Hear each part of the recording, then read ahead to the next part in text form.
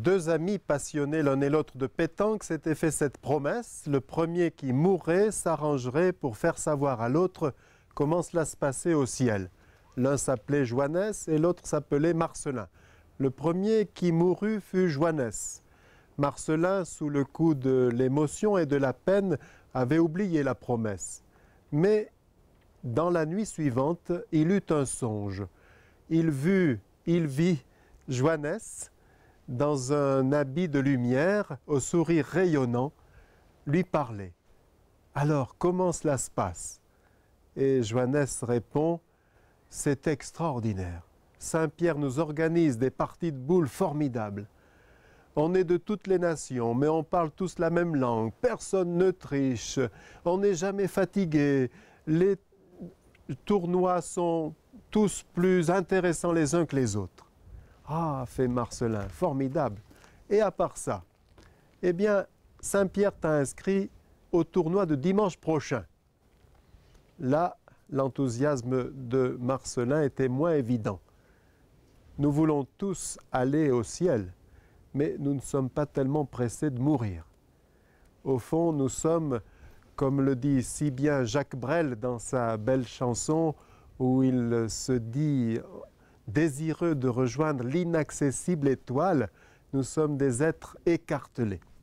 Écartelés parce que nous apprécions, somme toute, cette vie sur la terre, écartelés parce que nous pressentons bien aussi que notre au-delà sera tributaire de la façon dont nous aurons mené notre vie ici-bas.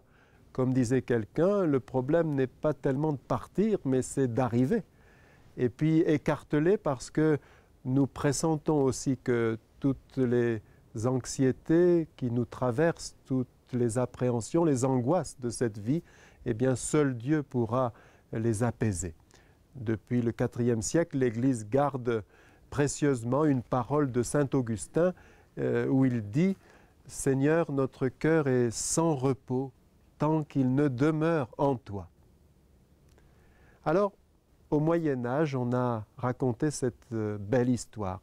C'est l'histoire d'un moine, un saint moine, en son moutier, qui un jour fut pris de doute, un doute qui dura.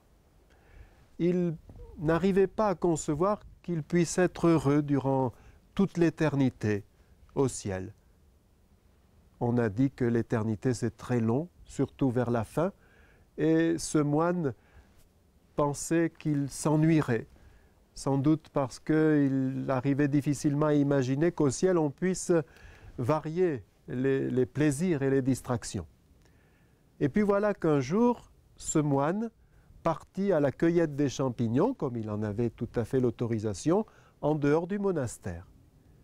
Et puis, dans la forêt, son oreille musicale fut attirée par un chant d'oiseaux, un chant tellement mélodieux qu'il n'en avait jamais entendu de si beau. Et le moine, le nez en l'air et les mains derrière le dos, se mit à écouter quelques minutes cet oiseau jusqu'à ce qu'il s'envole.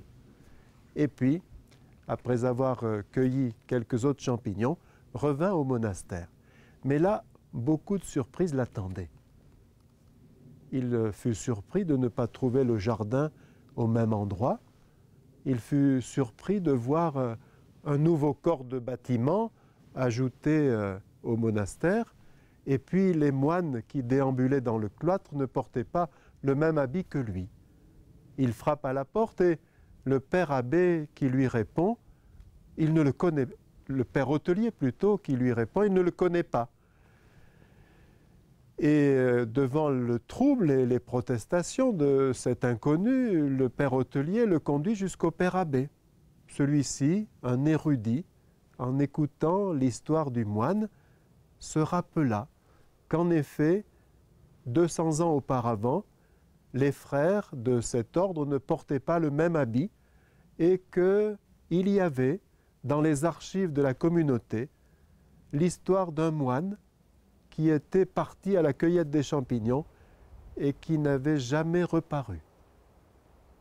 Le moine fut accueilli dans la communauté, mais il n'y resta que quelques jours.